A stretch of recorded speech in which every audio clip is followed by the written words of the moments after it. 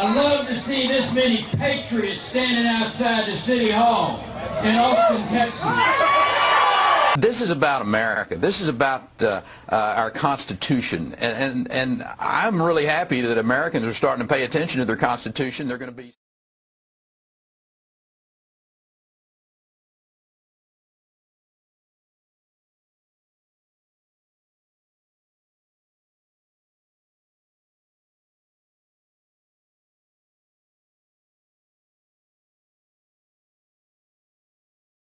Making choices that would leave our founding fathers scratching their heads. The only way that you can be eligible for that in-state tuition is if you are in the process of getting your citizenship. I mean, if you're not in the queue working towards getting your citizenship, you're not eligible for it.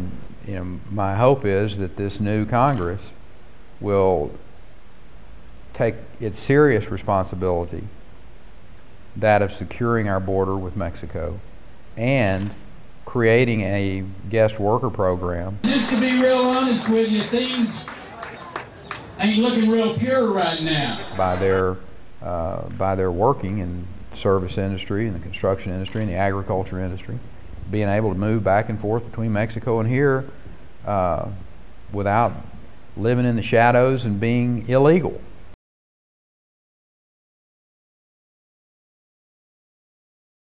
I think I'm thoughtful and moderate on immigration, but I'm a hardliner on border security.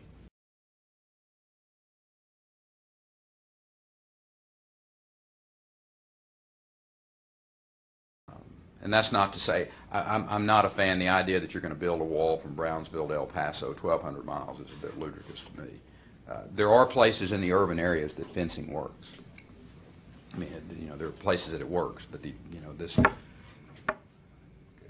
cockamamie idea that you're going to build a wall from Brownsville to El Paso and somehow or another that's going to take care of all of our problems, both illegal immigration-wise and border security-wise, is just not reality.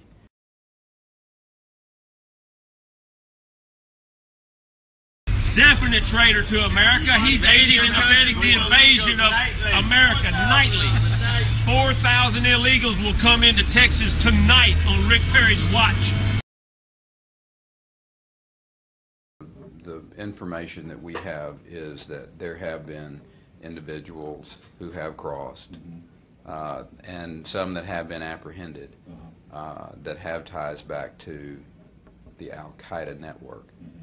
And look, it's easy to cross the border. I don't get confused that with the lack of manpower and the lack of resources that the federal government has made available, you can cross the border, and you can cross the border with enough frequency and with enough items to create a lot of havoc.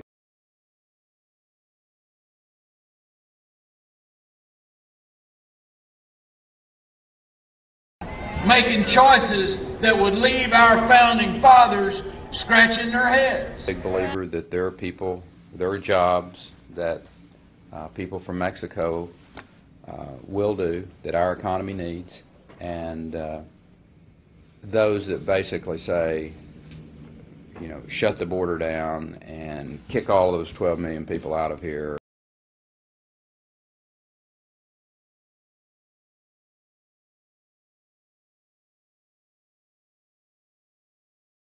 And there's plenty of people that will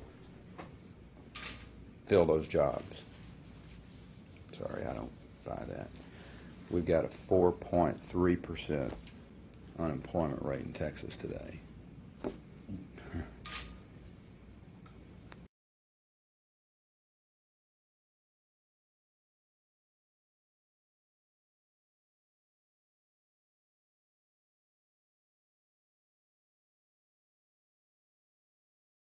Values that our fighting men and women have died to defend all around this globe.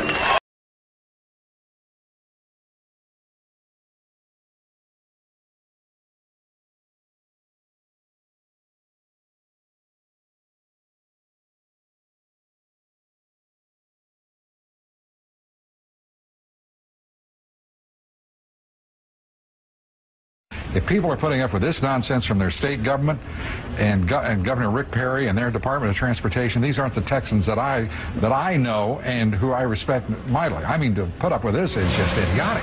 It would be a superhighway unlike anything in the world.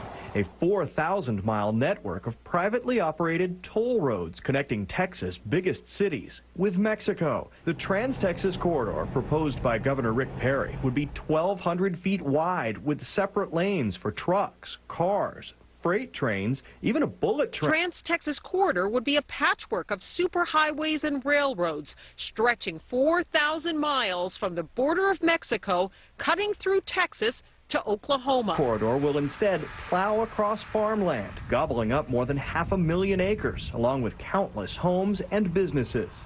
What's more, Governor Perry awarded the first contract to develop the project to a Spanish company, which some say effectively hands control of Texas infrastructure to a European corporation. Do you support the North American Union? I don't know the North American Union. I support Texas. I support Texas making lots of money. In Texas tonight, rising outrage over the so-called Trans-Texas Corridor, also known as the NAFTA Superhighway. You know, that thing that Washington doesn't really want to admit is happening in this country. At town hall meetings across the state of Texas, Texans voicing angry opposition to that proposed highway, a highway intended to cut from Mexico through Texas all the way to Canada. But as Bill Tucker now reports, the state does not require the support of the people to go ahead with the project. It's a Texas-sized proposal, the Trans-Texas Corridor, I-69, a combination of rail lines, utility lines, car and truck lanes, which will be the width of 3 football fields laid end to end, 3 times wider than a typical interstate. It will run from Laredo to Texarkana. Why do we need this corridor? Well, somebody's going to get rich, and it's not going to be anybody in this room here.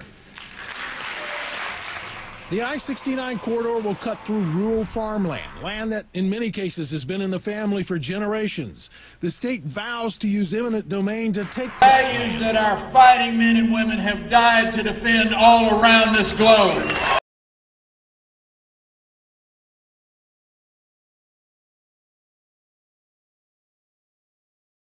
What in the world are we saying here? That thing is going to be 3 football fields wide. They're dead set against it. But you make it sound like that they're not going to win. Well, the state says they don't need voter approval, Lou, and they say they will go win. They don't need voter approval? The state's contention is they do not need voter approval. So they're telling the citizens of Texas to go to hell? Richard in Minnesota said, build a Trans-America super corporate highway? Of course. Why not use taxpayer money to build that super highway to import even more cheap foreign imports to displace American-made products, import more illegal workers and illegal drugs? It's just government business as usual. Imagine why there isn't just complete outrage throughout the state of Texas at this. The very idea of it. You know, it makes no sense on any level. Choices that would leave our founding fathers scratching their heads.